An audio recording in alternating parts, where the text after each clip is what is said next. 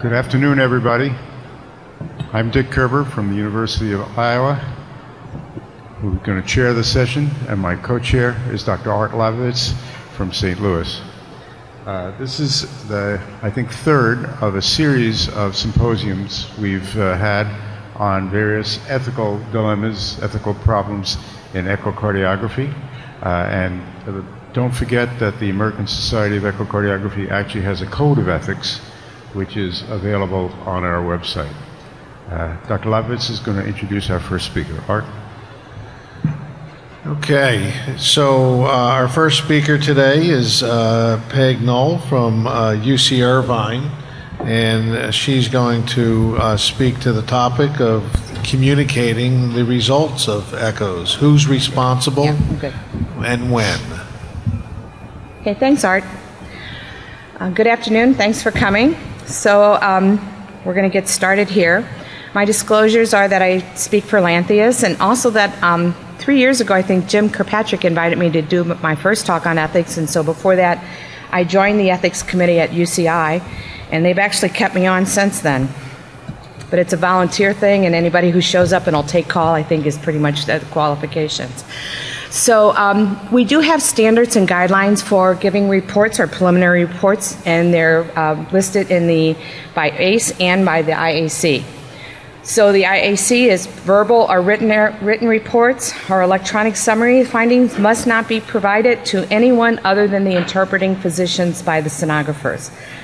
Preliminary reports can only be issued by a physician. So those are the standards, and these are also according to the ACE recommendations for quality lab operations, which also cover timeliness of reports. So for inpatients, we want 24 hours, and for outpatients within 48 hours. And notations by sonographers should never be used for clinical management or final reporting. So again, as sonographers, we're only allowed to give our findings to our interpreting cardiologist. And then each of our labs, I'm sure we all have different criteria for our critical values and reporting those, and we have to make sure that those are done and documented. So there is the advanced cardiovascular sonographer is something that's on the horizon and in the works, but also that is we would only under those guidelines and that structure, it would still be only, we would be providing a preliminary report to the interpreting physicians. So these are the rules and regulations. And then this is how the methods of communication. So, you know, sometimes when you do your findings, do you need to use the red phone or the black phone, or can you phone a friend? Am I in the way? Oh, okay. Can you text it? But the main thing is, no matter what you see on an echo, keep calm and decide on how to rally the troops. Timing of the communication, I think, is really important. So depending on what the finding is and the condition of the patient, I mean, if the patient looks like Ellen on a bed, they're having a good time, then those findings probably aren't going to be as critical to do, because she looks like she's not in critical condition. Now the other poor woman, she looks pretty frightened, and God knows what she's thinking. So as far as timing goes, if it's change of shift, or you know that something's going on, you need to get this patient to move to a different unit, those things, I think we need to consider those when you're notifying people. The other thing that I think as sonographers, we really need to remember what the patient's condition is and what their history is. So here's this woman, it's really not her echo, but I thought the picture went, who looks fairly comfortable. So this is probably not her first echo. She's probably been in and out of the hospital multiple times for heart failure and really, really crappy LV function. So with pretty bad clots in it. So, make sure that you've looked at that patient's history in their previous studies. If this is a new finding, you want to call somebody right away. You also want to make sure that you hide your emotions, that the patients don't see your look when you see something like this on an echo. So, and then again, this goes with the patient history. This actually is a 92-year-old female who had had the same finding on her echo a year before. Now, this woman is suffering from severe dementia. So the family has decided not to do anything about this. So she's come back a year later, and she still has the same finding.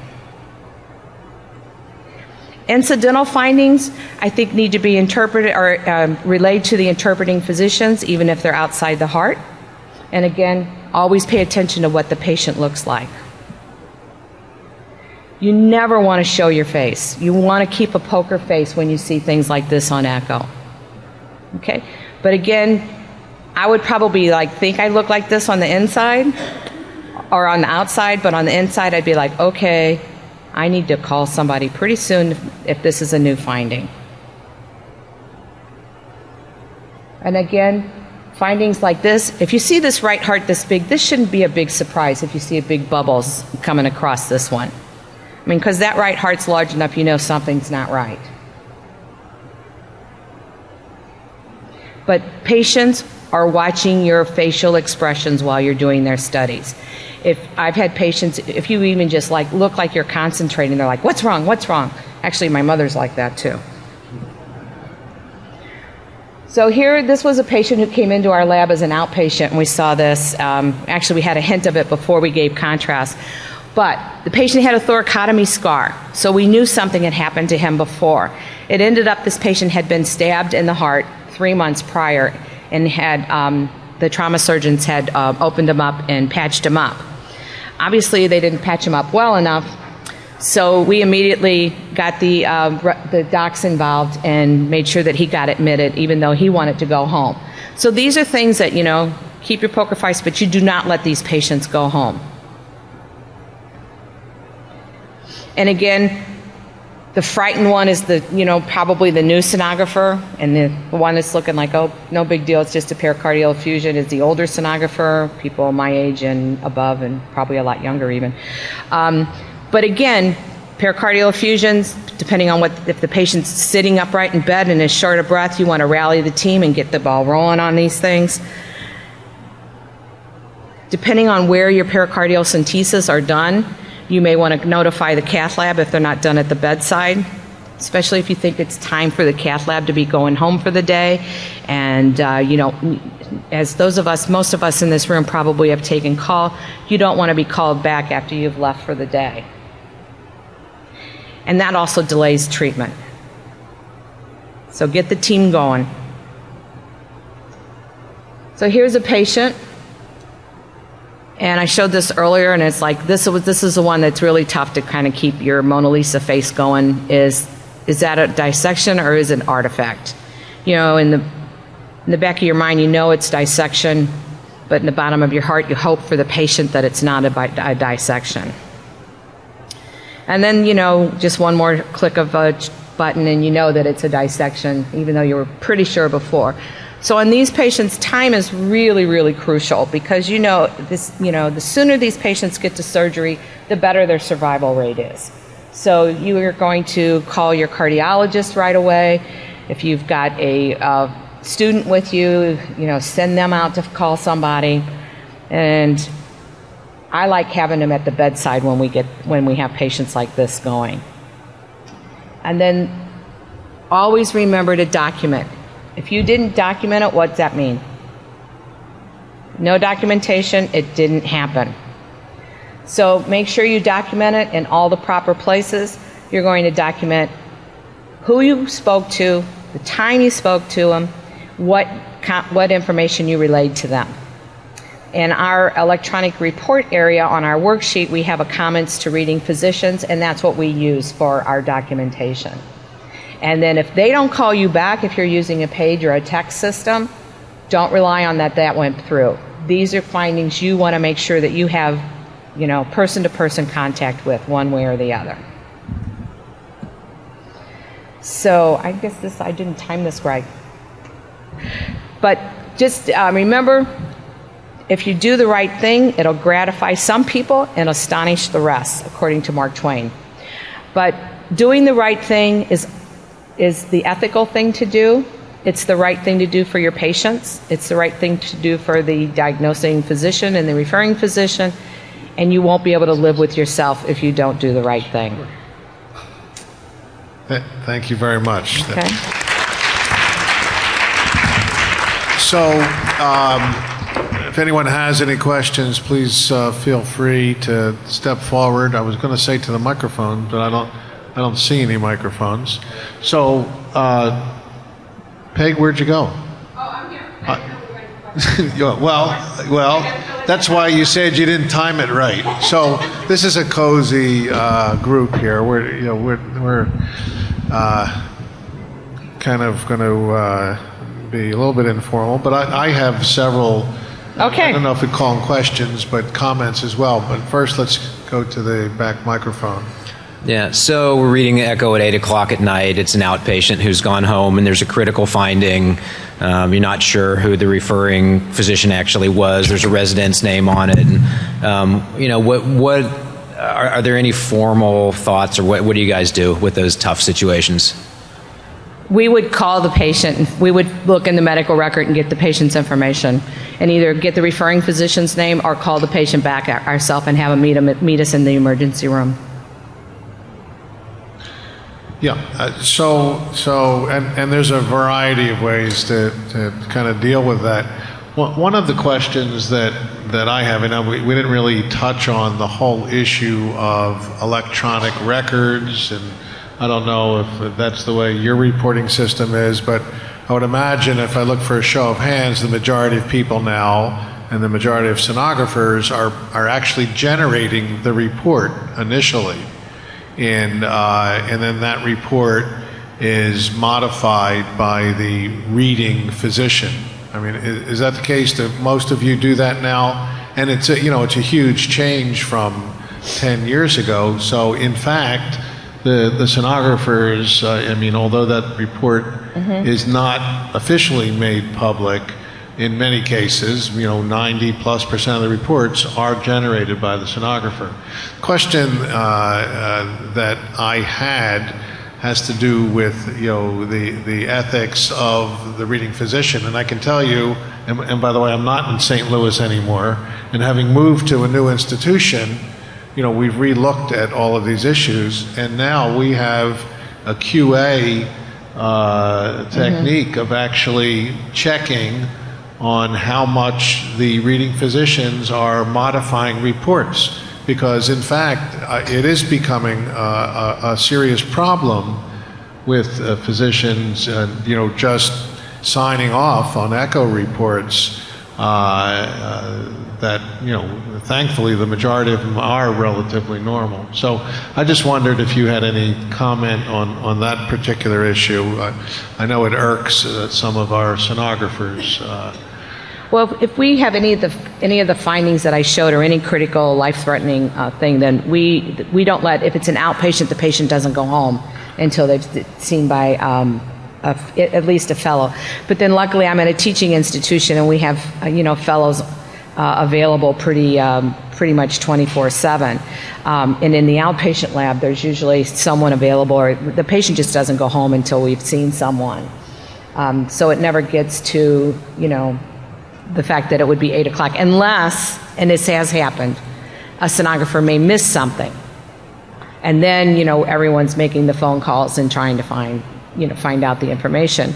And luckily now, with the electronic medical records, and most of I'd say probably all of our physicians know how to go through there and find all the information that they need, and can find out who the referring physician is, or get a hold of the physician or the patient themselves. They'd also call the sonographer at home who missed it, and if they needed extra help. Well, that's and then there's that sonographer walk of shame that they have to do the next day with me. Yeah. Yes. I do have a question. I too am at an institution where getting the doctor isn't the concern. I struggle more with dancing around the patient, wanting to leave, and I think I keep a pretty good poker face, and I think, and I conversate with my patients. That kind of helps put them at ease. But then, you're like, oh, I'll be right back. And you're trying to hurry up and send the echo over. And then they're like, what? Well, why can't I go? I leave every other time. I mean, what personally verbiage do you use to dance around them not leaving? There's a couple ways I guess you could do it. One would be that we changed our policy and now no echo leaves, no patient leaves before, you could lie, and no, I'm sorry, that's not ethical. It's a white lie, yeah. To tell the patient that, we've changed our policy and the physician reviews all these studies before you go home. And a lot of radiology labs, that actually is what happens. And then sometimes you might have to just tell the patient, I really would prefer that you not leave until the physician see you today. I want to make sure that what I see is maybe not as bad as I thought it was. Or you have to word it somehow. You have to really become a diplomat, and it's tough. And I've had patients who've had a clot like that in their echo, and they'll tell me, they'll go, that doesn't look like it's supposed to be there. And I mean, these are patients, it's their first echo. But you know what? I'll give you my own personal opinion. Patient safety comes first, and that patient, if you feel that the finding is critical enough that it's unsafe for that patient to leave, then I feel that this is an ethics session. I feel ethically it's appropriate for you to have that patient stay and then address the problem with the medical director of your laboratory, in the future. I don't think you're on.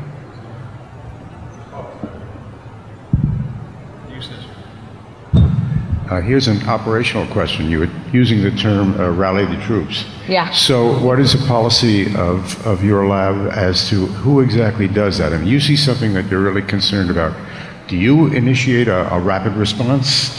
We actually can. We can issue a rapid response call in any of the inpatient rooms, and actually we can do it in the outpatient lab also. Does that happen very often? I'm hoping not. It does not happen. No, it doesn't happen that often. In the inpatient lab, not so much during echoes, but at our hospital, even a family member can initiate the rapid response team, yes. Now, in our outpatient lab, the way we're situated, we're like a block from the hospital. So if we need help, we have to call 911. And it's anyone in our lab can initiate that call.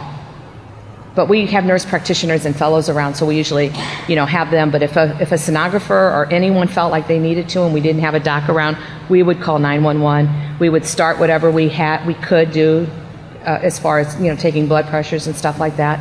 And then when the paramedics get there, we turn it over to them. Okay, thank you.